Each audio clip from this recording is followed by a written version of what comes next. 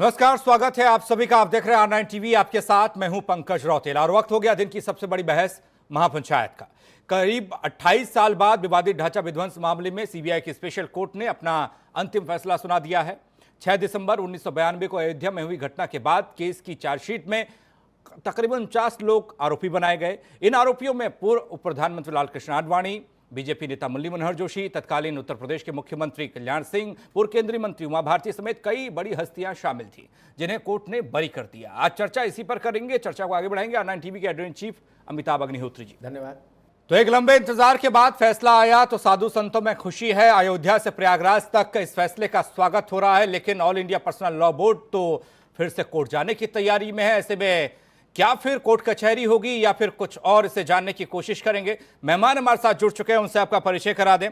तारिक अहमद लारी Samajwadi party से, Amit Puri BJP से, शैलेंद्र तिवारी कांग्रेस से, मुश्ताक अहमद सिद्दीकी हमारे साथ मुस्लिम लॉ बोर्ड से हैं, यतीमा चेतनानंद सरस्वती हिंदू धर्मगुरु हमारे साथ हैं, फजील अहमद साहब मुस्लिम स्कॉलर हमारे साथ है, सुनील कौशिक वरिष्ठ पत्रकार हमारे साथ है। आप सभी का स्वागत। चर्चा की शुरुआत अमिताभ जी आपसे। कोर्ट ने मामले में साफ साफ कह दिया, ना साक्ष्य, ना साजिश और ना पहले से कोई तैयारी थी, ये बस अराजक तत्वों द्वारा की गई एक कारस्तानी थी। आगे क्या? देखिए, जो आज निर्णय आया, इस निर्णय ने कुछ बातों को स्पष्ट किया। आगे क्या होगा, हर व्यक्ति के पास, हर संस्था के पास भारत के संविधान प्रदत्त अधिकार हैं, तो अपील करना ना करना उनका अधिकार है। मैं उस पर तो क्या कहूं जी, लेकिन आज के निर्णय ने दो तीन चीजें बड़ी साफ कर दी। 6 दिसंबर 1992 की जब घटना घटी अयोध्या में, उसके बाद राष्ट्रीय स्वयंसेवक संघ, भारतीय जनता पार्टी और विश्व हिंदू परिषद, इन तीनों ने हर मंच पर, चाहे मीडिया से मुखातिब हो, चाहे अपनी जनसभा में गए हो, चाहे लिब्रान कमीशन में आके बयान दिया, दर्ज कराया हो, सहयोग कहिए, कुछ कहिए। मुझे भी सीबीआई के नोटिस आए तो लिब्रान कमीशन में मैं भी 2 बार गवाही दे आया था। लिब्रान साहब के यहाँ हाजिरी लगा के आया था 2 बार। बहुत सारे सवाल उन्होंने पूछे कि भाई क्या था, आपको क्या लगा, कैसे। वही बातें लगभग, शब्द चयन अलग हो सकता है अदालत और नेताओं का, लेकिन वही बातें लगभग आज सीबीआई की विशेष अदालत ने कही। पहला, संघ परिवार कहता रहा कि यह साजिश नहीं थी, ये भावनाओं के जनज्वार का विस्फोट था। वो कहते थे भावनाओं के जनज्वार का विस्फोट। अदालत ने कहा कि भाई भीड़ थी तो भीड़ का कोई चेहरा नहीं था। दूसरा, संघ परिवार ने लगातार कहा कि हम रोक रहे थे, और शेषाद्री जी वहां थे, अब तो नहीं रहे, संघ के दूसरे स्थान के नेता थे उस वक्त। शेषाद्री जी बहुभाषा भाषी थे। उस पूरे मंच पर अकेले शेषाद्री जी थे, एचवी शेषाद्री, जो 15-17 भाषाएं जानते थे। तो इसलिए फिर उनको माइक दिया गया कि तमिल में, कन्नड़ में, तेलुगु में, बंगला में, असमी में, सब में बोलो। और बोले शेषाद्री, लेकिन बातों को सुनने की किसी की तैयारी नहीं था। वो घटना घट गई। अब इसका राजनीतिक फलितार्थ जो मुझे दिखता है, ये वो है जो आज उत्तर प्रदेश के मुख्यमंत्री योगी आदित्यनाथ ने कहा कि जिन लोगों ने कहा यह साजिश है संघ परिवार की ढांचा गिराने की, क्या वो लोग देश से माफी मांगेंगे? यह बीजेपी का नया पॉलिटिकल स्टैंड है अब इस जजमेंट के बाद। और आप देखिएगा, अभी बिहार का चुनाव है, 59 उपचुनाव है देश भर में। बीजेपी इसी लाइन को टो करेगी कि माफी मांगो। आपने 5 दर्जन लोगों को अभियुक्त बनाया, जो दिवंगत हो गए उनको छोड़ दीजिए, बाकी 32 लोग जो जीवित थे वो सब बाइज्जत बरी हो गए। यहां पर कांग्रेस के लिए मुश्किल खड़ी होगी जवाब देने के लिए। मसला मुस्लिम पर्सनल लॉ बोर्ड क्या करता है, उससे राजनीतिक उस पर बहुत फर्क नहीं पड़ेगा। वो एक संस्था है, उसके पास अधिकार है, वो जाएगी। लेकिन अब कांग्रेस के लिए मुश्किल हो जाएगी। उसकी जो पूरी थ्योरी थी 6 दिसंबर 1992 के बाद से वो पूरी थ्योरी ही पलट गई। साजिश थी, वहां की आरएसएस के नेताओं ने भड़काया, उत्तेजना फैलाई, आरएसएस के लोग, बजरंग दल के लोग कुदाल और फावड़ा लेके कूद पड़े और ढांचा गिरा दिया। ये थ्योरी थी कांग्रेस की। और पता नहीं कितने लोगों को याद है या नहीं याद है, 6 दिसंबर 1992 कोई रात 9 बजे उस समय के भारत के प्रधानमंत्री पीवी नरसिम्हा राव ने देश को संबोधित किया।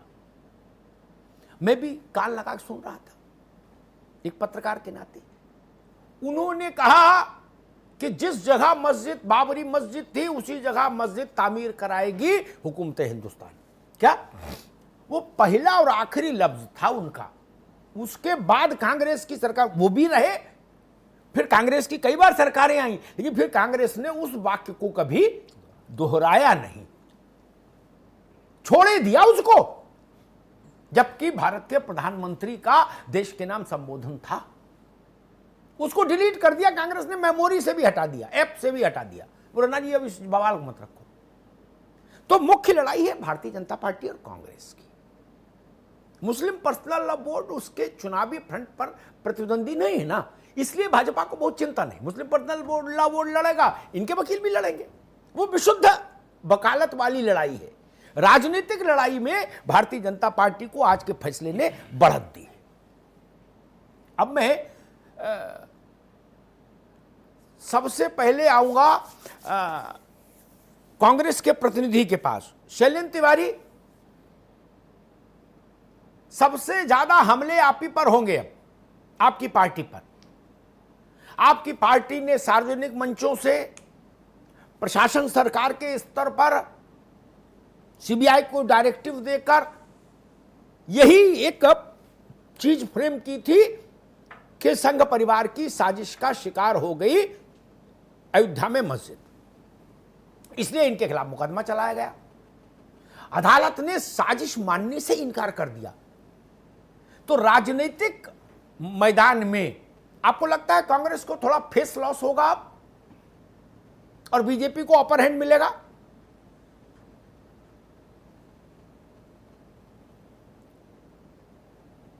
देखिए, आपका जो पूरा अध्ययन आपने जो बताया, जो आपने उसका विवरण दिया और जो आपने इसकी व्याख्या की है, कहीं ना कहीं अगर आप राजनीतिक रूप से देखेंगे तो कांग्रेस का नुकसान तो हुआ ही जी, लेकिन तमाम चीजें कानूनन जो परिस्थितियां होती हैं, उस वक्त की जो परिस्थिति थी उस समय की सरकार ने वो किया। ठीक है। आज की जो परिस्थितियां हैं और आज का जो न्याय हुआ है और जो पहले न्याय चल रहा था, उन सब में सबका केवल परिस्थितियों का ही जो है रोल रहा है जी। ये बात एकदम फैक्ट है कि भावनाओं का अपना एक अलग सागर है और आस्था के साथ भावनाएं जुड़ जाती हैं। किसी भी विषय को लेकर के अलग अलग चीज़ें आ सकती हैं, लेकिन आस्था के नाम पर चीज़ें, मुझे लगता है अगर आप उस पर कुछ भी अपना ओपिनियन देते हैं तो वो अलग होता है। जैसे आपने अभी कहा कि पीवी नरसिम्हा राव ने एक बयान दिया जी, उन्होंने बयान दिया था कि जो है बाबरी मस्जिद को जो है ढांचा आपने ढाया है, ये विश्वासघात किया गया है और हम मंदिर और मस्जिद दोनों बनाएंगे। जी, ठीक है तिवारी जी ने उन्होंने जोर देकर उन परिस्थितियों में जो उन्होंने बयान दिया, उन्होंने देश को जोड़ने की बात। मैंने एक बार कांग्रेस के एक बड़े लीडर से पूछा था, वो कांग्रेस के टॉप 5 में रहे लंबे अरसे तक। मैंने पूछा कि नरसिम्हा राव जी ने बाहैसियत प्रधानमंत्री बोला था और उनके शब्द मैं अपनी स्मरण शक्ति से रिप्रोड्यूस करता हूं, कॉमा फुल स्टॉप हो सकता है, गलत बात ना, ईश्वर की दया है, अभी स्मरण शक्ति ठीक है। उन्होंने कहा था जिस स्थान पर बाबरी मस्जिद थी, हिंदुस्तान की सरकार उसी स्थान पर बाबरी मस्जिद का निर्माण कराएगी। तो मैंने कांग्रेस के एक बड़े नेता से पूछा, उन्होंने मेरा हाथ दबाया, बोला अग्निहोत्री जी भूल जाओ इस बात को, उसी में भलाई है। सच्चाई ये है, राजनीतिक दल क्या कहते हैं मंच पर और क्या कहते हैं कमरे में, इसको जनता समझ ले तो आधी समस्या वैसे ही दूर हो जाए, उत्तेजना कम हो जाए। जो बाहें चढ़ा के कार्यकर्ता घूमता है और लाठी खाता है, पता लगता है दोनों के नेता रात में मिल रहे हैं। ठीक बात। और कार्यकर्ता रासुका में अंदर हो गया, लटका रहा। खैर, मुश्ताक अहमद सिद्दीकी साहब हैं हमारे साथ, मुस्लिम पर्सनल लॉ बोर्ड के मेंबर। सिद्दीकी साहब जी, इकबाल अंसारी ने कहा था कि अब जो फैसला आ जाए इसका सीबीआई कोर्ट का उसको सब मानो, अब अयोध्या वाला मसला फिर बंद करो। सुप्रीम कोर्ट का फैसला आ गया, सीबीआई की कोर्ट का फैसला आ गया, अब लड़ाई झगड़ा बंद करो, इकबाल अंसारी ने कहा। आप सहमत हैं? अखबार में जी, अखबार में मैंने भी पढ़ा था। जी नहीं, मैं सहमत हूँ, जी मैं न सहमत हूँ न असहमत हूँ। जी। मैंने अभी ये फैसला नहीं पढ़ा है। और वैसे सच है, सुप्रीम कोर्ट ने जब एक फैसला कर दिया तो अब जो सुप्रीम कोर्ट का फैसला है उसके खिलाफ कहीं कोई अदालत बची नहीं है, इसलिए। लेकिन अब फैसले को तो वकील की निगाह देखना पड़ेगा। जी। दो एक दिन में आ जाएगा, पढ़ाएंगे तब कमेंट कर सकेंगे। जी, बिल्कुल ठीक बात है। लेकिन मुस्लिम पर्सनल लॉ बोर्ड ने जो रिलीज जारी की है अपने ऑफिशियल पैड लेटर हेड पर, उसमें उसने कहा है कि हम अदालत का दरवाजा खटखटाएंगे। जी, ये उसका ऑफिशियल वर्जन है मुस्लिम पर्सनल लॉ तो हम बोर्ड इस का। पर जी जाहिर है। जी जी हाँ, तो क्या बुरा है? जी, बिल्कुल ठीक आप बात। राइट ऑफ अपील को क्यों क्वेश्चन करते हैं? जी, बिल्कुल ठीक बात है। तारिक अहमद लारी साहब, देखिए आप लोग, तारिक अहमद लारी एक हिंदू धर्मगुरु हैं, अजय गौतम। उन्होंने आज मुख्यमंत्री उत्तर प्रदेश योगी आदित्यनाथ को एक चिट्ठी लिखी और उन्होंने कहा कि अब यह मामला तो सुलट गया, लेकिन 9 नवंबर को यह कार सेवा वाले से पहले, जब मुलायम सिंह जी चीफ मिनिस्टर थे, ये तो कल्याण सिंह जी के 89 था शायद, है सुनील कौशिक 89 था। हाँ, मैं सन में तो तारीख याद रहती, सन भूल जाता। क्या चीज अरे सुनोगे तब ना जानोगे भाई, मोबाइल में थे क्या आप? 9 नवंबर 89 को नारायण दत्त तिवारी जी चीफ मिनिस्टर अरे थे। भाई बात सुन लो महाराज, बात सुन लोगे तो धैर्य से समझ जाओगे, तो मेरा सवाल समझ लोगे। सवाल ये नहीं कि तारीख कौन सी थी, सवाल ये है अजय गौतम ने मुख्यमंत्री को चिट्ठी लिखी कि मुलायम सिंह के मुख्यमंत्री हो रहते हुए वहां कार सेवकों पर गोली चली थी, तमाम कार सेवक मारे गए थे, उसका मुकदमा, अब एक ही मुकदमा बाकी है मुलायम सिंह जी के खिलाफ, उसमें दर्ज किया जाए। अच्छा, वो मामला। जी, अजय गौतम हिंदू धर्मगुरु हैं और द्वारिका पीठ के शंकराचार्य स्वरूपानंद सरस्वती के प्रतिनिधि भी रहे। जी, क्या कहेंगे? ठीक है, देखिए, बाबरी मस्जिद किसी ने डिमोलिश नहीं की, ये कोर्ट का फैसला है, उसने खुदकुशी कर ली थी, बाबरी मस्जिद ने खुदकुशी कर ली थी जी। और क्या नाम है, सबूतों के अभाव में उन लोग को बरी किया गया। चलिए मैं मान लेता हूं सबको सबूतों के अभाव में बरी किया गया, लेकिन एक शख्स जिसका सबूत लिखित मौजूद था, उनका नाम है कल्याण सिंह। कल्याण सिंह जी ने बाकायदा रिटन दिया था कि वहां पे कुछ भी हो जाए, कार सेवकों के ऊपर लाठी चार्ज नहीं होगा, गोली चलाना तो बहुत दूर की बात है। तो एक तरह से जब ये कह रहे हैं कि वहां अराजक तत्वों ने हमला करके बाबरी मस्जिद को डिमोलिश किया, तो उनको रोकने का अधिकार जब पुलिस से छीन लिया गया था, तो किसके आदेश पे छीना गया? उस समय के तत्कालीन मुख्यमंत्री श्री कल्याण सिंह जी के आदेश से। तो उनकी सहमति से बाबरी मस्जिद का डिमोलिशन हुआ था। लारी साहब, तो उनको तो बरी नहीं ठीक किया जा बात है। सकता लारी था। साहब, मैंने एक सवाल पूछा कि लोग कह रहे हैं कि मैं मुलायम सिंह जी के पर्सनली खिलाफ और मुकदमा मुस्लिम दर्ज करो। पहले अरे पूरी भाई, बात सुन लीजिए। उसका उत्तर दो अभी फिलहाल, कि लोग कह रहे हैं मुलायम सिंह जी के खिलाफ मुकदमा दर्ज होना चाहिए, उसकी मांग हो रही है। अब संविधान की रक्षा करने के लिए, अगर कानून का पालन कराने के लिए गोली चलानी पड़ रही है, उसके ऊपर मुकदमा दर्ज होगा, तो मेरे ख्याल से योगी आदित्यनाथ जी के ऊपर तो सैकड़ों मुकदमे अब तक दर्ज हो जाने चाहिए। लारी साहब रुको भाई, ठीक, आगे बात। लाठीचार्ज और गोली का कितने अरे सब कुछ मेरी हो रहा है। बहस का एक तरीका है अभी बलरामपुर में भी इस समय लड़की का अपहरण करके पैर तोड़ दिया गया और मार दिया गया। ठीक है लारी साहब, रुकना होगा। तो अगर किसी का दिमागी दिवालियापन हो गया है, तो अमिताभ जी आपको होशियार। सुनील कौशिक जी, तारिक अहमद लारी ने एक बात जो कही, उसमें एक संशोधन है। कल्याण सिंह ने इतना सिर्फ आदेश दिया था, और वो भी फाइल पर दिया था लिखित, गोली नहीं चलाई जाएगी, लाठी नहीं चलाई जाएगी नहीं लिखा है फाइल में, गोली नहीं चलाई जाएगी, नीचे दस्तखत है कल्याण सिंह और टाइम डाला है, उन्होंने तारीख डाली। एक तो यही मसला जिसको लारी साहब उठा रहे हैं, इनको स्मरण नहीं होगा, ठीक है ना। मैं उस दिन भी सुप्रीम कोर्ट गया था, कल्याण सिंह के को सुप्रीम कोर्ट ने कंटेम्प्ट में तलब किया था, और उसमें बड़ी लंबी बहस हुई थी। कल्याण सिंह जी के पक्ष के वकील और उनके विपक्ष के वकील, कल्याण सिंह खुद मौजूद थे वहां। उसमें सुप्रीम कोर्ट ने यह व्यू माना कि चाहे कलेक्टर हो, चाहे कप्तान हो, चाहे मुख्यमंत्री हो, स्वाभाविक है परिस्थिति के निर्माण से पहले यही कहेगा कि पूरी कोशिश करेंगे कि चीजें नॉर्मल रहें, ठीक है ना। तो उसको इन पर्सन जिम्मेदार बनाया जा सकता है या नहीं घटना घट जाने के बाद, ठीक है ना। मतलब उसके खिलाफ 302 लगेगी तब तो फिर कोई कप्तान काम ही नहीं कर सकता। नहीं नहीं बिल्कुल आप तो कल्याण सिंह के मामले में उस वक्त सुप्रीम कोर्ट ने निर्णय दिया, ये दिया निर्णय करीब 3:15 बजे के आसपास, और उसने कहा कि शाम 5 बजे तक के लिए हम कल्याण सिंह जी को कोर्ट में डिटेन करेंगे, यही इनकी सजा है। वो रजिस्ट्रार के ऑफिस में बैठे रहे, 5 बजे छूट गए। कोर्ट ने कहा टोकन सजा ही पर्याप्त है। फिर ये मसला आप कैसे खड़ा हो जाएगा भाई दोबारा से? नहीं कौशिक जी? नहीं बिल्कुल। और अग्निहोत्री जी, उस समय आप देखोगे 5 दिसंबर का 6 दिसंबर का कि जिस तरीके से प्रधानमंत्री कार्यालय एक्टिव था, मुख्यमंत्री कार्यालय भी बड़ा एक्टिव था, और किस तरीके से वार्तालाप हो रहा था। और ये मैं दावे के साथ भी कह सकता हूं कि कल्याण सिंह जी को भी ये जानकारी नहीं थी कि यह ढांचा गिर सकता है, क्योंकि यदि हम लास्ट का शाम के समय की हम बात करें, आडवाणी जी के कल्याण सिंह के बीच की बात करें, तो ये कल्याण सिंह ने बड़ा अचंभित होकर कहा था कि ढांचा कैसे गिर गया, आपने मुझे आश्वस्त किया था कि ऐसा कुछ नहीं होगा। तो ये सारी चीज़ें थी कि किस तरीके से कमिटमेंट मुख्यमंत्री रहते हुए सुप्रीम कोर्ट में या केंद्र सरकार ने से भी प्रॉमिस कल्याण सिंह जी ने कहा था कि ऐसी अव्यवस्थाएं वहाँ नहीं फैलेगी, और मैं जिम्मेदारी के साथ कहता हूँ कि इसकी सुरक्षा व्यवस्था की जिम्मेदारी मेरी है।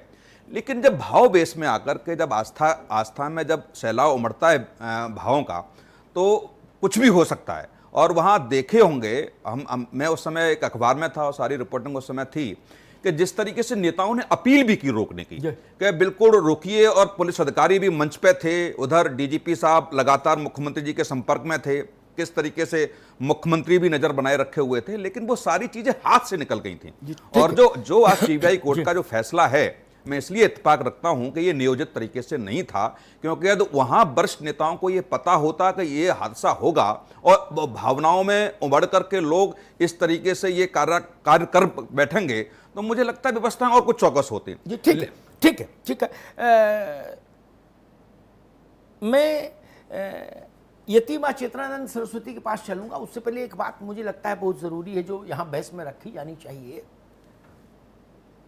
1984, रुक जाओ भैया लारी साहब, अब दोबारा पर जब नंबर आएगा तब बात, आप तब जवाब दीजिएगा, भी चिंतन करिए उस सब अपने उत्तर का।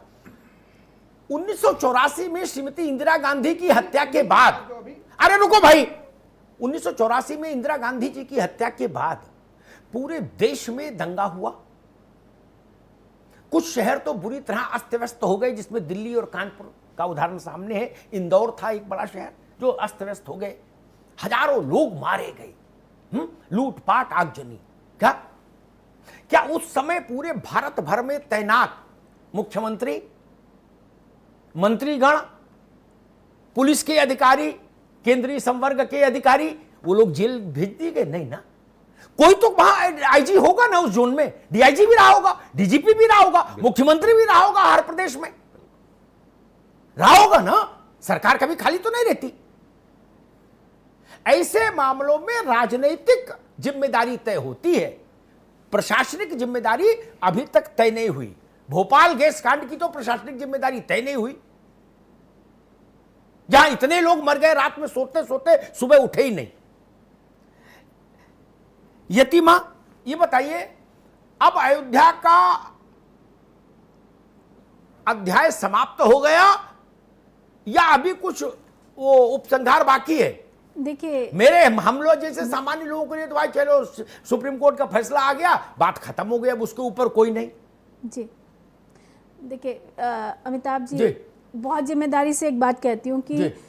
पिछले 500 वर्षों का सतत संघर्ष था और श्री राम ने विजय दिलाई, क्योंकि हम लोग या कोई भी व्यक्ति कितना भी बड़ा क्यों ना हो, लेकिन श्री राम से बड़ा नहीं हो सकता। ये हमारी आस्था का विषय है और आज भी जो निर्णय आया है उसमें भी निश्चित रूप से श्री राम जी का न्याय हुआ है। उसका कारण ये है कि एक जन सैलाब था। मैं तो उस समय बहुत आज मेरा जो स्वरूप है शायद राम मंदिर के कारण है, क्योंकि मैं जिस परिवार से बिलोंग करती थी वो कांग्रेसी था। जी। तो उस समय का जो आंदोलन था, हम छुप के पोस्टर बनाया करते थे, एक सहभागिता दिखाना चाहते थे उस आंदोलन में। जो लोग कार सेवा करने अयोध्या नहीं भी गए थे वो भी इस उम्मीद में बैठे थे कि हमें रामलला का घर मिलेगा।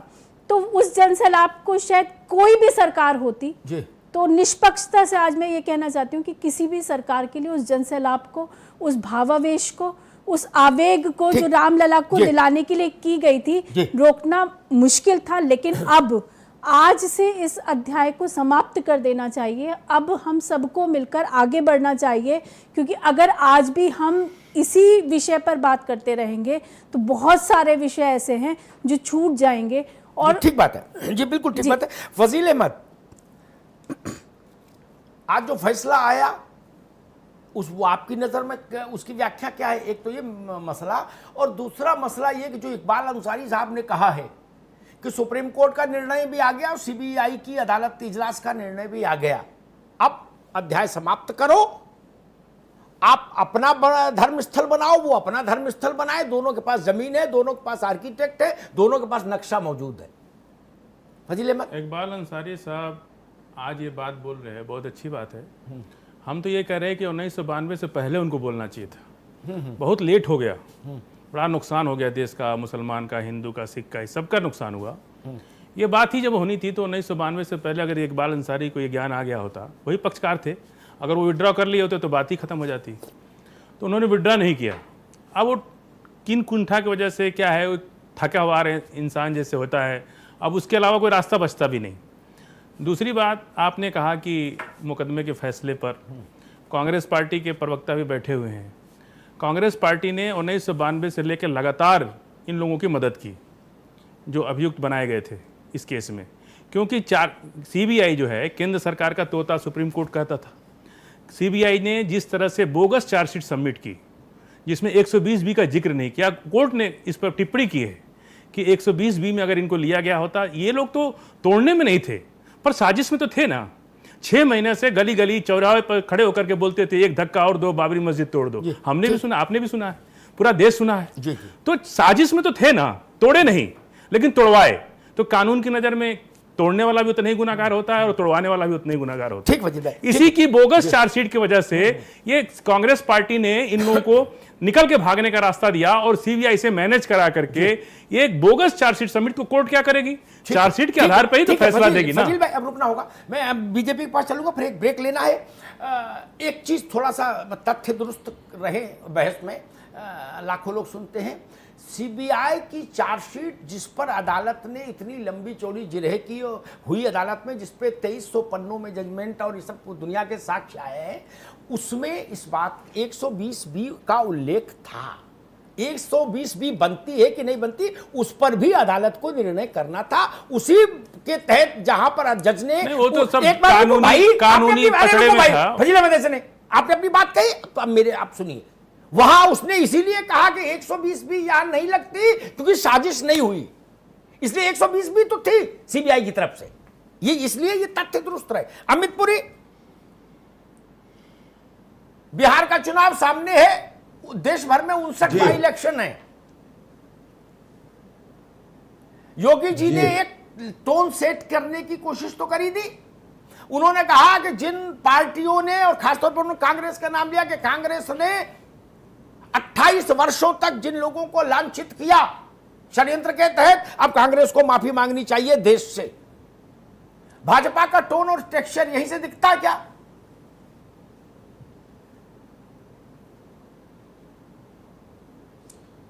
मैं विषय रखता हूं जी।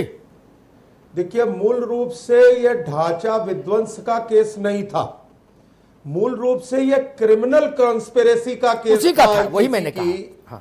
कि जिसमें ये तय होना था कि मीटिंग ऑफ माइंड करके क्या षड्यंत्र किया गया, इसका प्रोसेस क्या प्रूफ सप्लीमेंट होना था, ठीक जी। लेकिन कोर्ट ने पाया कि जो फोटोग्राफ दाखिल हुए उनके निगेटिव नहीं थे, जो टेप्स दाखिल हुए वो खुले थे। और याद रखें कि यह उस कालखंड में नहीं हुआ जब भारतीय जनता पार्टी की सरकार थी। इसके ठीक उलट या बरस बोफर्स के केस को मैं सामने रख करके कहता हूं, जिसके अंदर प्रोसिक्यूशन की परमिशन को कोर्ट ने के कहने के बाद सरकारों ने पॉलिटिकल रीजन से रोक के रखा। जो अकाउंट फ्रीज कर दिए गए थे कॉकरोची के, उन्हें डिफ्रीज कर दिया गया जब कांग्रेस की सरकारें आई। लेकिन न्याय का मापदंड क्या था कि श्री नरेंद्र मोदी की सरकार जब आती है तो न्याय के मामले में बीजेपी अवरोधक नहीं साधक बनी सत्ता के दौरान।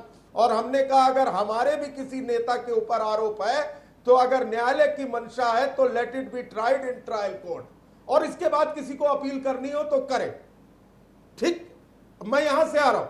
और यह पहला मामला नहीं है।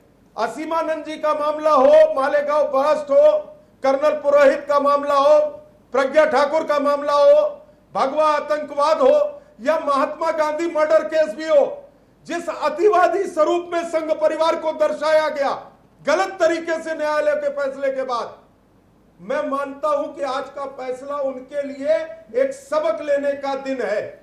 और सही है, जब 16 लोग मर गए, चले गए, दुनिया से चले गए, तो क्रिमिनल कॉन्स्पिरेसी जो आपने प्लांट की थी, मैं प्लांट कहूंगा, क्रिमिनल कॉन्स्पिरेसी जो आपने प्लांट की थी, आज वो दुनिया में नहीं रहे, उनसे माफी कौन मांगेगा?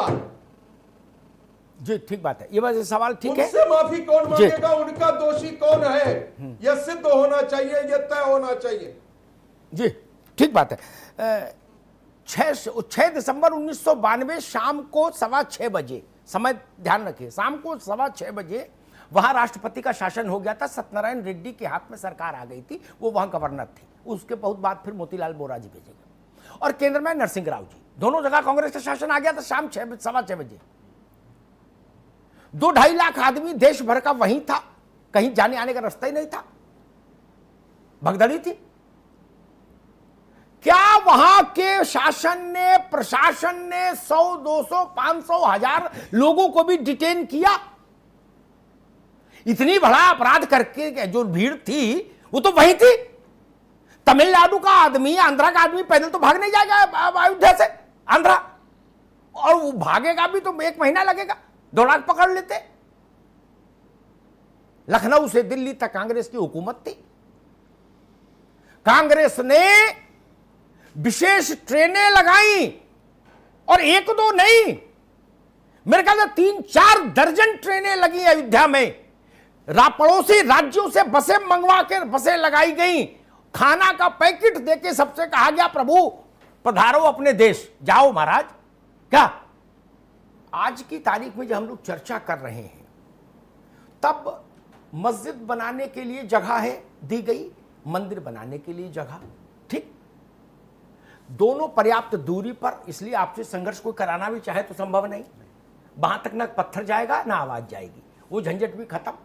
कितना भी बवाली इधर का हो चाहे उधर को, कोई बवाली वहां काम नहीं कर सकता, उतनी दूरी है, फिजिकल डिस्टेंसिंग वहां पहले से ही है। जिनको मंदिर बनाने के विशेषज्ञ हैं वो लोग मंदिर बनाएंगे, जो मस्जिद बनाने के विशेषज्ञ हैं वो मस्जिद बनाएंगे। मैं इस आखिरी चरण में, अंतिम चरण में बहस के एक सवाल सबसे पूछूंगा, क्या अब हिंदुस्तान को इस विवाद से ऊपर उठ के, क्योंकि सारा हिंदुस्तान तो ना मस्जिद बनाने में लगेगा ना मंदिर बनाने में, कुछ लोग बनाएंगे, वो एक प्रक्रिया है, बाकी हम सब लोग अपनी ऊर्जा, भूख, स्वास्थ्य, अशिक्षा, गरीबी, इन तमाम मुद्दों पर ले जाएं क्या? शैलेंद्र तिवारी जी, जो बुनियादी मसले हैं, क्या ये वो प्रस्थान बिंदु है जब भारत को अब बुनियादी मसलों की ओर जाना चाहिए? मंदिर मस्जिद बनाने वाले लोग लगे हैं काम में, वो बना लेंगे अपने ढंग से। अच्छा,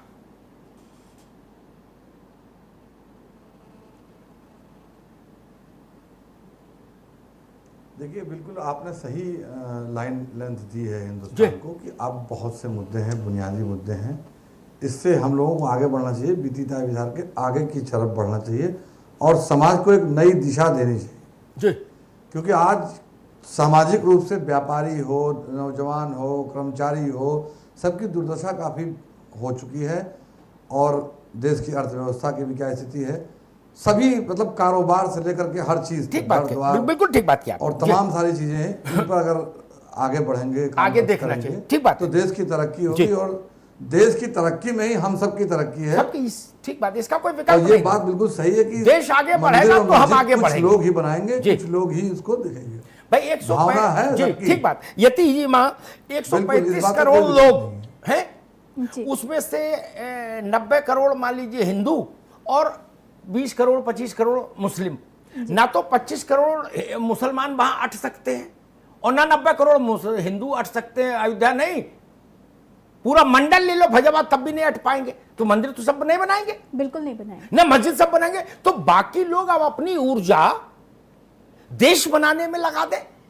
देखिए बिल्कुल ये तो होना ही चाहिए। मैं तो पहले भी कह रही थी कि आज की जो परिस्थिति है, आज हम लोग इतनी सारी समस्याओं से जूझ रहे हैं। कहीं बेटियों का बलात्कार हो रहा है, कहीं किसान रो रहा है और भूख प्यास, इतनी सारी समस्याओं के साथ अशिक्षा को हम जो शिक्षित 100% शिक्षित समाज होना चाहिए था, क्योंकि भारत भूमि का ये इतिहास रहा है, हम आज शिक्षा नहीं दे पा रहे। तो मुझे लगता है कि हमें अब आगे बढ़ के, बहुत हो चुका है ये, और अब अगर हम वास्तव में ये चाहते हैं कि राम राज्य की स्थापना हो, राम का मंदिर बनना, पहले भी आपके साथ डिबेट हुई, राम का मंदिर बनना कोई बड़ी बात नहीं थी, उसके लिए संघर्ष हुआ, न्याय मिला, ठीक है, लेकिन आगे राम राज्य स्थापित हो, जो राम ने संकल्पना की थी अपने राज्य की, उस राज्य को स्थापित करने के लिए पहले उनके चरित्र को स्वयं में डालकर हम जब तक समग्र रूप से आगे नहीं बढ़ेंगे, तो मुझे नहीं लगता कि इस राम मंदिर का या किसी भी और चीज का कोई भी फायदा हम लोगों को होने वाला है। इतना बहुत अच्छी बात कही, लेकिन बहुत बड़ा लक्ष्य है।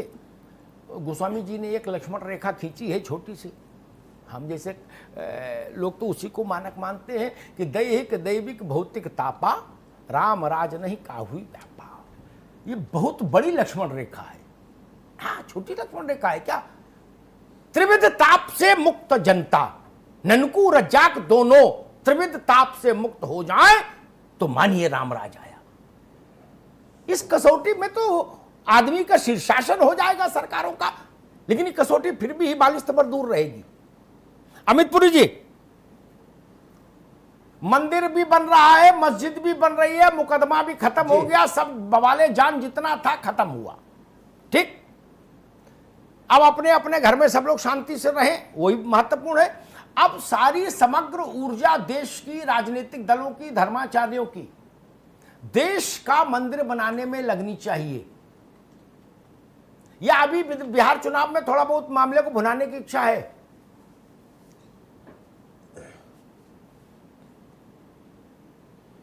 किसी की किसी चुनाव में किसको भुनाने की इच्छा है वो जाने। भारतीय जनता पार्टी के लिए ये राजनीतिक मसला कभी था नहीं, ये हमारा कंसिस्टेंट स्टैंड है। आपकी जहां तक बुनियादी बात है कि देश के निर्माण के लिए काम में आगे हाथ बढ़े और तेजी से बढ़े, उससे मैं सहमत हूं। लेकिन एक छोटी बात मैं और ऐड कर देता हूं, क्योंकि जेरे बहस आप जो मुद्दा लाए थे उसमें गंभीर चर्चा कल्याण सिंह जी को लेकर के हुई, और चूंकि दर्शक बड़ा जागरूक है, उसे एक फैक्ट जान लेना चाहिए। जब अंडरटेकिंग कल्याण सिंह जी ने सुप्रीम कोर्ट में सीएमयूपी दी और राष्ट्रीय एकीकरण परिषद की मीटिंग के अंदर दी, तो सर्वोच्च न्यायालय ने उस समय जुडिशियल ऑब्जर्वर या न्यायिक पर्यवेक्षक की तरह से न्यायमूर्ति तेज शंकर को भेजा था। और तेज शंकर जी उस दिन अयोध्या में थे, क्योंकि मैं स्वयं भी था, मैं जानता हूं, मैं कार सेवा के दिन था वहां। और तेज शंकर जी से जब पत्रकारों ने, लिब्राहिम कमीशन ने और यहां भी अलग से अलग स्थानों पे पूछा कि आपको सुप्रीम कोर्ट ने क्या देखने के लिए भेजा है, जो बयान तेज शंकर जी ने कहा वो बड़ा इंपॉर्टेंट है, मैं उसे आज कोट करना चाहता हूं, और एक ही पंक्ति का है। उन्होंने कहा कि 2.77 एकड़ पर जो अंडरटेकिंग दी गई थी, जो विवादित है, इस पर कोई कंस्ट्रक्शन ना हो, इसको देखने के लिए सुप्रीम कोर्ट ने मुझे भेजा है। और मैं पा रहा हूं कि कंस्ट्रक्शन नहीं हो रहा लेकिन निर्माण की बजाय विध्वंस हो रहा है। यह तेज शंकर जी के बयान कोट अनकोट मैं कोट इसलिए कर रहा हूं कि कल्याण सिंह जी ने क्या अंडरटेकिंग दी और कोर्ट ने क्या उसको मॉनिटर करने के लिए जुडिशियल ऑब्जर्वर भेजा था, यह बड़ा महत्वपूर्ण सवाल है जी। इसीलिए कोर्ट ने, मैंने अपनी बात उसमें कहा था, जो बात अमित पुरी भाई ने कही उस पर मैंने कहा था, इसीलिए सुप्रीम कोर्ट तो ऑल माइटी है। कल्याण सिंह जी को कोई भी सजा दे सकता था। क्या आपने हमारी अवमानना की, चलिए 10 साल जेल में रहिए, कोई फॉरवर्ड थोड़े ना था। 3 बजे सजा सुनाई, बोले 5 बजे तक डिटेन रहेंगे। डिटेन कहां रहेंगे? बोले रजिस्ट्रार के ऑफिस में रहेंगे। क्या टोकन? सिर्फ कोर्ट ये बताना चाहता था कि भाई हमको हल्के में मत ले राजनेता, दैट्स ऑल। लेकिन कोर्ट इस बात से सहमत था, मैं वहां था पत्रकार के नाते। उसने कहा कि भाई इतनी बड़ी घटनाओं में व्यक्तिगत जिम्मेदारी कैसे फिक्स कर देंगे, तब तो शासन ही नहीं चलेगा। डीजीपी भी जिम्मेदारी नहीं लेगा, आईजी भी नहीं लेगा, कौन जिम्मेदारी लेगा? शासन अपना काम करे, इतना ही कोर्ट देख सकता है। जो बात ये कह रहे हैं, जो न्यायिक ऑब्जर्वर थे, जुडिशियल ऑब्जर्वर्स, उनके लिए विशेष मचान बनाए गए थे। उनके पास वो क्या होता देखने वाली दूरबीनें थी जो दी गई थी, पानी की बोतलें रखी गई थी, बिस्कुट नाश्ता रखा गया था ताकि पूरी तंदुरुस्ती से देखते रहे। ऐसा नहीं था कि वहां कोई अंधेर गर्दी चल रही थी, दिन का उजाला था भाई, वो देख रहे थे। इसलिए ये भी तथ्य रहे। फजील अहमद, जो बात मैंने इस दूसरे राउंड में कही, क्या अब ये बेहतर नहीं होगा कि मस्जिद बनाने में जो लोग दक्ष हैं वो मस्जिद बना रहे हैं, जो मंदिर बनाने में कुशल हैं वो मंदिर बना रहे हैं, बाकी शेष आबादी को, जिसमें राजनीति धर्म नीति सब शामिल हैं, देश बनाने में लग जाना चाहिए। क्योंकि इस विवाद में जितना समय नहीं जाना चाहिए था उतना पहले जा चुका है। फजील अहमद, मैंने तो पहले ही आपको कहा कि इकबाल अंसारी ने बहुत देर कर दी जी। मैं तो इसके पक्षधर था कि आप 89 में ख़त्म कर दिए होते। अभी भी हम लोगों से, आम पब्लिक से कोई मतलब नहीं है। कांग्रेस भाजपा के लोग तय करेंगे इस बात को। सत्ता के इर्द गिर्द रहने वाले राजनीतिक दल तय करेंगे कि देश की जनता मरेगी कि जिएगी। आम आदमी तो उनके चक्रव्यूह में फंसता है, आम आदमी उनके द्वारा फेंके हुए चीज़ों में फंसता है और उनके चक्रव्यूह में फंसता है। वो हर चीज़ को, भगवान को भी, अल्लाह को भी राजनीतिक लाभ और हानि के नज़रिए से देखते हैं। ये ज्ञान तो उन्हीं लोग को दीजिए। ठीक बात है। हम लोग इस ज्ञान के कोई काबिल ही नहीं है। हमारा तो, हम तो आम पब्लिक हैं। वो दिखाते हैं, हम दौड़ जाते हैं, वो फेंकते हैं, हम कूद जाते हैं। हमारा आम पब्लिक, हम लोग क्या है, एक मुसलमान होने के नाते, एक हिंदुस्तानी होने के नाते, जब बात आती है तो उधर के पक्ष लोग उधर कुछ फेंकते हैं तो हम लोग उसको वापस कर देते हैं। लेकिन कुल मिलाकर के देश की तरक्की, देश हम भी चाहते हैं, हर हिंदुस्तानी चाहता है कि अमन शांति से रहें। और इस देश की तो यही तहजीब है। यहाँ तो मंदिर और मस्जिद की एक ही दीवार है, हजारों हजार जगह पे। ठीक है, एक ही दीवार है, और वहां को जहां पे एक दीवार है वहां कोई विवाद नहीं है। समय कम है। सुनील कौशिक, वही बात जो मैंने सबसे कही वही आपके सामने रखता हूं। बिल्कुल, हम लोग पहले से बहुत समय गंवा चुके, अब नहीं गंवाना चाहिए। अल्लाह का घर भी बन रहा है, भगवान का घर भी बन रहा है। अब हिंदुस्तान का घर बने ताकि ननकू और रज्जाक की थाली में रोटी आए। क्या? नहीं, बिल्कुल बिल्कुल आप ठीक कह रहे हैं मुत्री जी। और एक और बात जोड़ना चाहूंगा इसमें, हम और आप जैसे लोग जिन्होंने आंखों से देखा है, बहुत सा ऐसा वर्ग है जिन्होंने ऐसी घटनाओं को, चाहे आपने 84 का जिक्र किया हो, चाहे 92 का, उसके बाद भी तमाम ऐसी देश में घटनाएं हुई हैं जिनको बड़ा नज़दीकी से देखा है। उसकी समीक्षा करके हमें अपने वर्ग को, आने वाली पीढ़ी को बताना होगा कि देश को मिला क्या, राजनीतिक दलों ने देश को दिया क्या इन लड़ाइयों के अलावा। और ये समीक्षा करनी होगी, जनता को भी समझना होगा कि जिस तरीके से फजील अहमद कह रहे हैं कि जनता चक्रव्यूह में फंस जाती है, उस चक्रव्यूह में न फंसे जनता। ऐसे बुद्धिजीवी वर्गों की एक, मुझे लगता है कि इस तरीके से एक अभियान चलना चाहिए कि जो हमारे देश में इस तरीके की घटनाएं हुई हैं उनसे नुकसान देश का कितना हुआ, कितने लाखों लोग मारे गए, और अंतोगत्वा जाकर के अंतिम निर्णय की बात करें हम तो मिला क्या किन लोगों को। तो ये भी एक सोचने की बात होगी कि राजनीतिक दल अपनी रोटियां सेकने के लिए, सत्ता में बने रहने के लिए कुछ ऐसी चीजें रखते हैं, और उनकी मजबूरी भी हो सकती है। तमाम राजनीतिक दल कहते भी है कि हम लोगों की मजबूरी भी है, क्या करें, जनता नहीं मानती। और इसलिए सारे लोगों की जिम्मेदारी बनती है कि ऐसे चक्रव्यूह में न फंसें। तमाम ऐसे देश में मुद्दे हैं जो हमें बहुत आगे तक ले जा सकते हैं। ठीक है सुनील जी। अमित पुरी जी, एक 30 सेकंड है, केवल 30 सेकंड में बात कहिए।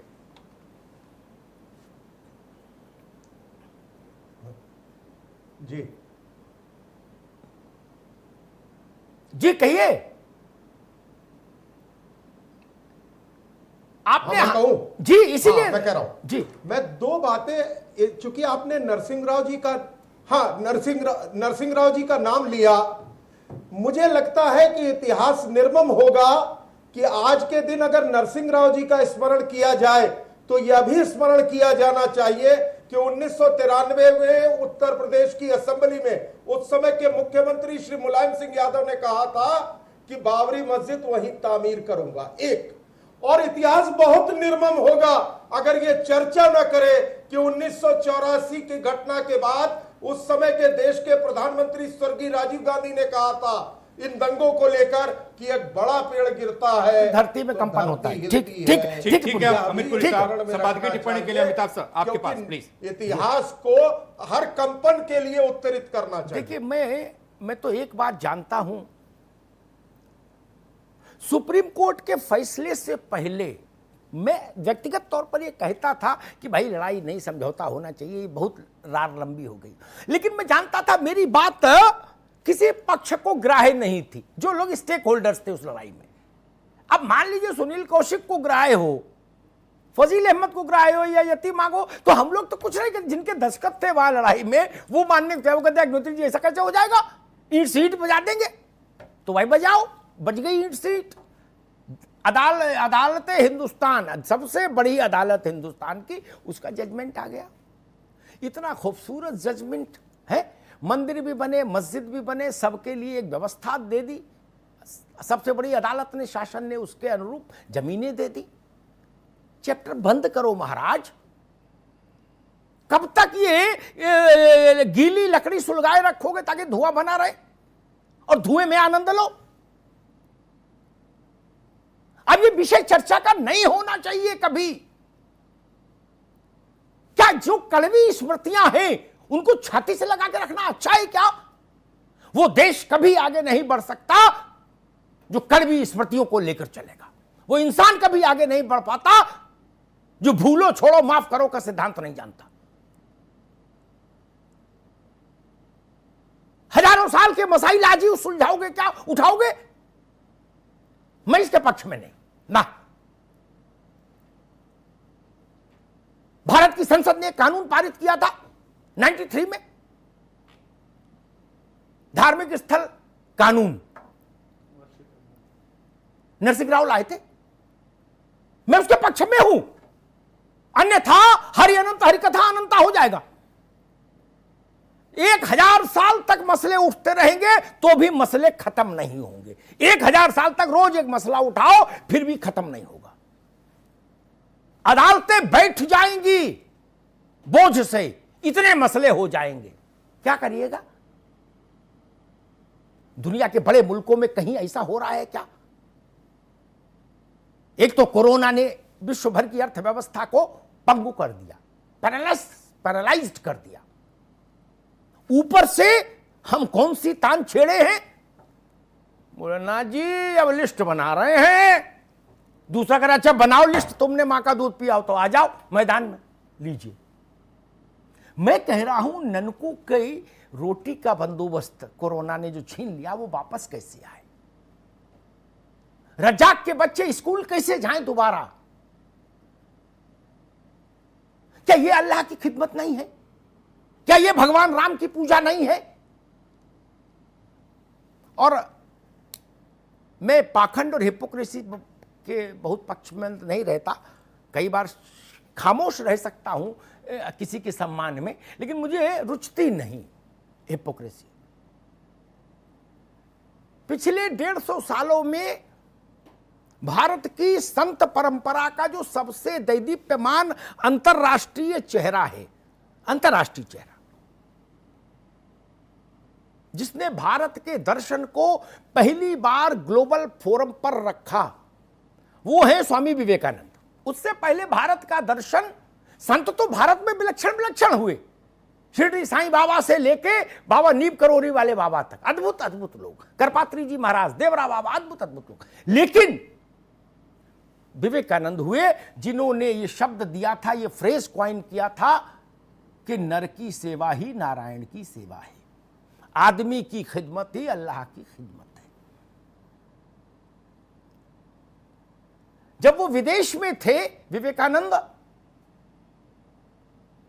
तो मठ के जो कर्ता धर्ता थे उनके नीचे के लोग, यतीमा सुनिए, आप भी एक मठ मंदिर चलाती हैं, उन्होंने चिट्ठी लिखी कि महाराज खर्चा कम पड़ रहा है, भोग प्रसाद पूजन सबके लिए, घंटा शंख घड़ियाल सब बज रहा है, कुछ खरीद के भी लाना, बहुत सारा काम। तो उन्होंने कहा 30 रुपया महीना और बढ़ाओ। क्या? विवेकानंद ने उस चिट्ठी का जवाब मालूम क्या लिखा? उन्होंने कहा जितना दे रहे हैं उसमें से भी आधा कम कर दो, उतने में पूजा निपटाओ, और जो आधा बचे वो गरीबों में बांटो, आगे तो देने की बात ही नहीं। उन्होंने कहा जगदंबा इसी से प्रसन्न होगी। क्या विवेकानंद से ज्यादा बड़ा भक्त है कोई? उनसे ज्यादा ज्ञानी है, समझदार है क्या? इसीलिए मैं कहता हूं, इस्लाम के तमाम फकीरों को मैंने पढ़ा, उनके जीवन को पढ़ा। मूल बात क्या?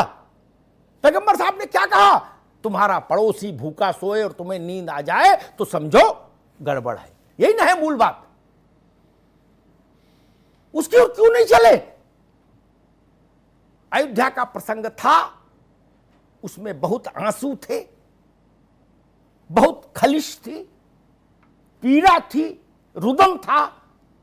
मैंने देखा है 33 साल एक पत्रकार के नाते बहुत नजदीक से है। मैंने कोठारी बंधुओं के परिवार से भी कभी कष्ट को देखा है, बहुत सारी परिस्थितियों को देखा है। इकबाल अंसारी के अब्बा के साथ भी मैंने देर रहकर देखा कि मसला क्या है, कैसा है। मैं उसमें नहीं जाना चाहता कि परमहंस और इकबाल अंसारी के पिता हाशिम अंसारी एक ही रिक्शे पर जाते थे क्या? उससे बेहतर चित्र कुछ हो सकता था क्या?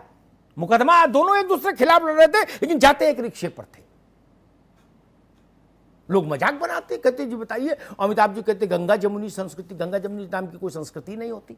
तो मैं उनको कहता हूं ये परमहंस और हाशिम अंसारी की फोटो देख लो, यही गंगा जमुनी है भाई। गंगा जमुनी थोड़ी ना कि मैं अपने हाथ में गंगा जमुना लाके कहीं खड़ी कर दूंगा। इसलिए मैं कहूंगा इस विवाद को यहीं छोड़िए। अदालतों ने निर्णय कर दिया, आप लोग नहीं सुलझा पाए, अदालतों ने सुलझा दिया। सिर झुकाइए, अदालतों के फैसले का मान रखिए और मूव ऑन, जिसको हम लोग कहते हैं अंग्रेजी में, आगे बढ़िए।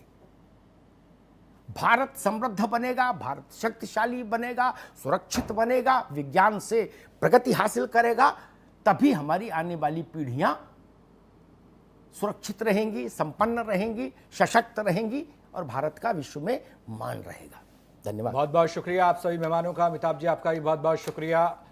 28 साल तक चले इस मामले में जब अंतिम फैसला आया तो उससे पहले 17 लोगों का निधन भी हो गया। फैसले से पहले सीबीआई की कोर्ट ने सभी को मौजूद होने के लिए कहा था, मगर उसमें 26 लोग ही कोर्ट पहुंच पाए, जबकि लालकृष्ण आडवाणी, मुरली मनोहर जोशी समेत 6 नेताओं ने वीडियो कॉन्फ्रेंसिंग के जरिए अपने आप को प्रेजेंट दिखाया।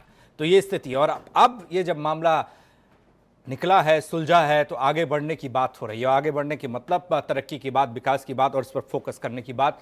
महापंचायत में इतना ही। बाकी खबरों के लिए आप बने रहिए 9 टीवी के साथ, सिर्फ खबर के लिए।